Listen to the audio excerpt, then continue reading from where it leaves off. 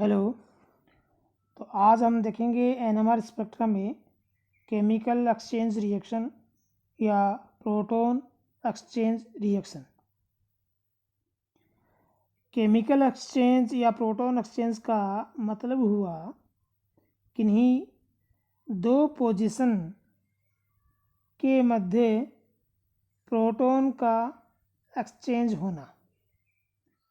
जैसे यहाँ प्रदर्शित किया गया है कि हमारे पास दो मॉलिक्यूल हैं या मॉलिक्यूल की दो स्टेट हैं। इसको हमने एक स्टेट या ए मॉलिक्यूल कह दिया, इसे हमने बी स्टेट या बी मॉलिक्यूल कह दिया। इन दोनों कंडीशन में जो प्रोटॉन है उन दोनों का एनवायरनमेंट, जो मैग्नेटिक एनवायरनमेंट है, वो असमान है। तो इन दोनों का पीक अलग अलग डेल्टा वैल्यू पर प्राप्त होना चाहिए। लेकिन जब ये आपस में इंटरेक्शन करते हैं तो ये इंटरेक्शन हम इस प्रकार से रिप्रेजेंट करते हैं कि यहाँ ये जो H प्रोटॉन है ये यहाँ से एक्सचेंज होकर यहाँ आ रहा है, या यहाँ वाला जो प्रोटॉन है वो एक्सचेंज होकर यहाँ आ रहा है। ये एक्सचेंज प्रोसेस कितना तेज़ी से हो रहा है या इसका स्पीड क्या है, इसके लिए हम इसका रेट कांस्टेंट वैल्यू प्रदर्शित करते हैं, जो हमने फॉरवर्ड डायरेक्शन के लिए kAB पर सेकंड के रूप में और बैकवर्ड डायरेक्शन के लिए kBA पर सेकंड के रूप में रिप्रेजेंट किया है। ये प्रोटॉन एक्सचेंज जनरली उन कंपाउंड्स में पाया जाता है जिनमें प्रोटॉन किसी इलेक्ट्रोनेगेटिव एटम के साथ जुड़ा हुआ होता है। ऑर्गेनिक कंपाउंड में मुख्य रूप से ये जो मॉलिक्यूल हैं उनमें यदि प्रोटॉन, ऑक्सीजन, नाइट्रोजन या सल्फर इस तरह के इलेक्ट्रोनेगेटिव एटम्स जुड़ा हुआ हो तो वहाँ प्रोटॉन एक्सचेंज की संभावनाएं मिलती है। ये प्रोटॉन एक्सचेंज जितना अधिक तेज़ी से होता है इसका इफेक्ट एनएमआर स्पेक्ट्रा में तभी प्रदर्शित होता है। और जितना हम वाटर कंटेंट या वाटर सॉल्वेंट के रूप में जब यूज़ करते हैं उसकी मात्रा बढ़ाएंगे या टेम्परेचर को हाई रखेंगे, ये प्रोटॉन एक्सचेंज उतना ही अधिक तेज़ी से होगा।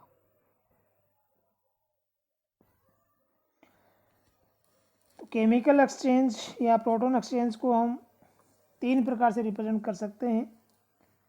स्लो एक्सचेंज, जहाँ एक्सचेंज का प्रोसेस बहुत धीमी गति से होता है, उसके लिए रेट कांस्टेंट का मान बहुत कम होता है। यहाँ हम कंपेयर कर रहे हैं उसको दोनों प्रोटॉन के लिए जो केमिकल शिफ्ट वैल्यू का डिफरेंस है उनके साथ। तो रेट कांस्टेंट का मान बहुत कम हो, बहुत धीमी गति से एक्सचेंज हो रहा हो तो वो स्लो एक्सचेंज के रूप में आ गया। इस कंडीशन में उन दोनों मैग्नेटिक एनवायरनमेंट के अकॉर्डिंग दो अलग अलग पीक आएंगी, सेपरेट पीक हमें प्राप्त होंगी। ए के लिए डेल्टा ए वैल्यू, बी के लिए डेल्टा बी वैल्यू। सेकेंड है इंटरमीडिएट एक्सचेंज।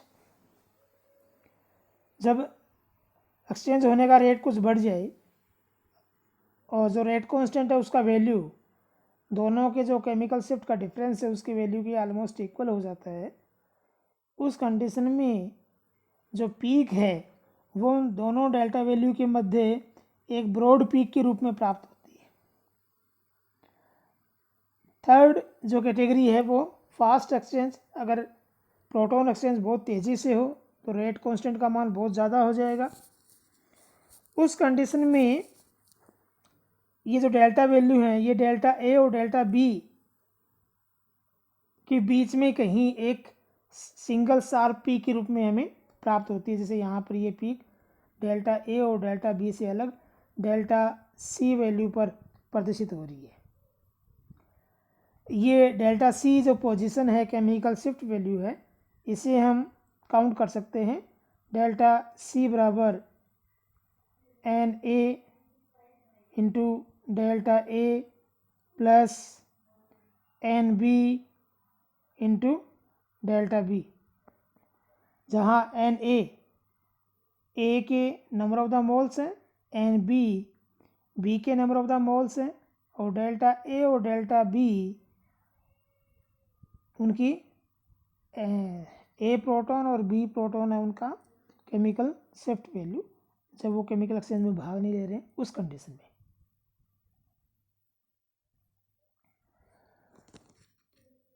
तो ये इस प्रकार हमने देखा कि अगर किन्हीं दो अलग अलग मैग्नेटिक एनवायरनमेंट के बीच में प्रोटॉन एक्सचेंज प्रोसेस में भाग ले रहा है तेजी से,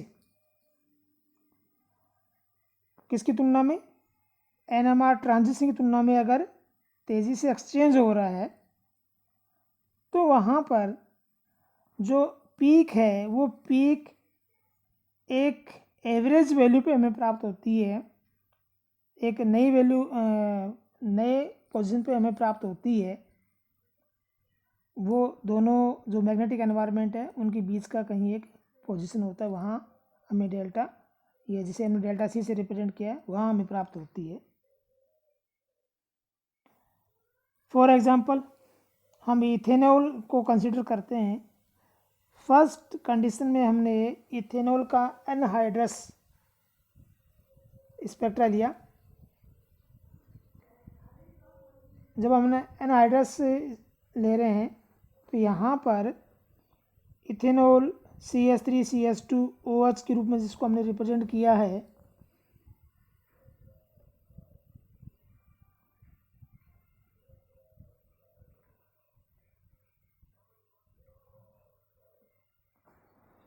तो यहाँ तीन प्रकार के प्रोटॉन, CH3 के ए प्रोटॉन या ए टाइप के प्रोटॉन, CH2 वाले बी टाइप के प्रोटॉन और OH वाले सी टाइप के प्रोटॉन। तो यहाँ केमिकल एक्सचेंज प्रोसेस में OH का जो सी प्रोटॉन है, जिसे हमने सी से डिनोट किया है, वो भाग ले सकता है।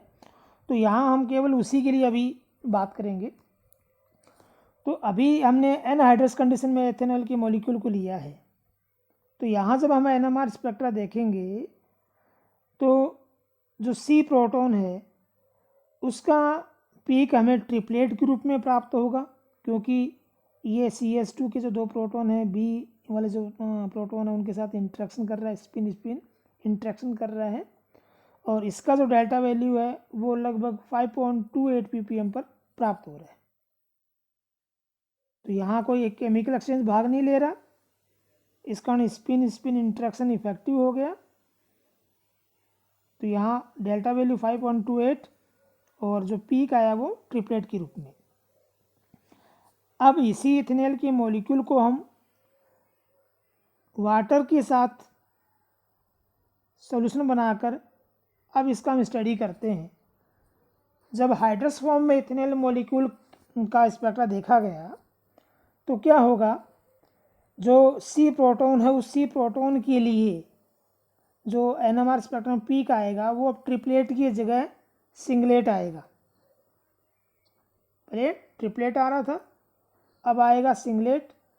पहले जो डेल्टा वैल्यू या केमिकल शिफ्ट वैल्यू 5.28 पर आ रहा था, अब वो 5.28 पर नहीं आएगा, उससे भिन्न वैल्यू प्राप्त होगी। वो कितनी होगी वो हम निकालते हैं किसके अकॉर्डिंग, कि कितना मोल फ्रैक्शन है वाटर मॉलिक्यूल और इथेनॉल का।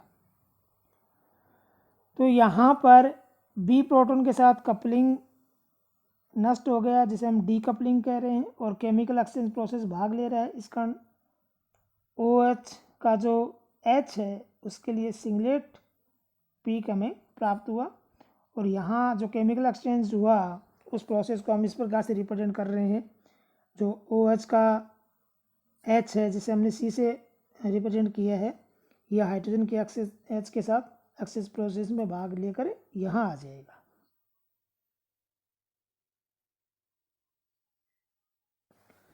इस प्रकार जब रैपिड केमिकल एक्सचेंज होता है तो उससे स्पिन डीकपलिंग हो जाती है, जो स्पिन स्पिन इंट्रैक्शन है वो ख़त्म हो जाता है।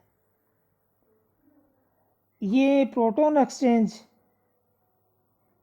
निम्न कंडीशंस में नहीं होगा।